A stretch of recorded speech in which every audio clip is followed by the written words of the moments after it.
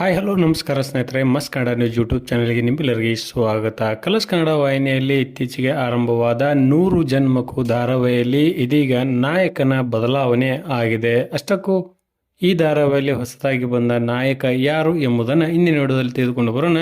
ಮೊದಲವರೆಗೆ ನಮ್ಮ ವಿಡಿಯೋ ನೋಡ್ತಿದ್ದರೆ ಉಚಿತವಾಗಿ ಸಬ್ಸ್ಕ್ರೈಬ್ ಮಾಡಿಕೊಳ್ಳಿ, ಪಕ್ಕದಲ್ಲಿರೋ ಬೆಲ್ ಐಕನ್ ಮೇಲೆ ಪ್ರೆಸ್ ಮಾಡಿ. ನೀವು ಸಹಿತ ಈ ಧಾರಾವಾಹಿಯನ್ನು ಇಷ್ಟಪಡೋದಾದರೆ ಈ ವಿಡಿಯೋಗೆ ತಪ್ಪದೇ ಒಂದು ಲೈಕ್ ಮಾಡಿ.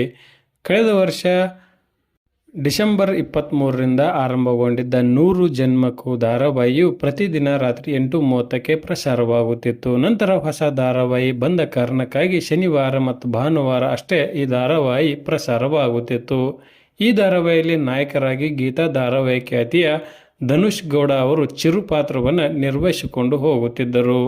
ಆರಂಭದಲ್ಲಿಯೇ ಒಳ್ಳೆಯ TRPಯನ್ನು ಈ ಧಾರಾವಾಹಿ ಪಡೆದುಕೊಂಡಿದ್ದರೂ ಸಹಿತ ಇದನ್ನು ವೀಕೆಂಡ್ಗೆ ಸೇರಿಸಲಾಯಿತು. ಇನ್ನು ಧನುಷ್ ಗೌಡ ಅವರು ಧಾರಾವಾಹಿಯಿಂದ ಹೊರಬಂದಿದ್ದು ಇವರ ಜಾಗಕ್ಕೆ ಇದೀಗ ನಮ್ಮನೆ ಇವರಾನೆ ಧಾರಾವಾಹಿ ಖ್ಯಾತಿಯ ಸ್ನೇಹಿತ್ ಗೌಡ ಅವರು ಇನ್ನು ಮುಂದೆ ಚಿರು ಪಾತ್ರವನ್ನು ನಿರ್ವಹಿಸಿಕೊಂಡು ಹೋಗಲಿದ್ದಾರೆ. ಇವರು ಬಿಗ್ ಬಾಸ್ನ ಸ್ಪರ್ಧಿಯಾಗಿ ಸಹಿತ ಕಾಣಿಸಿಕೊಂಡಿದ್ದರು.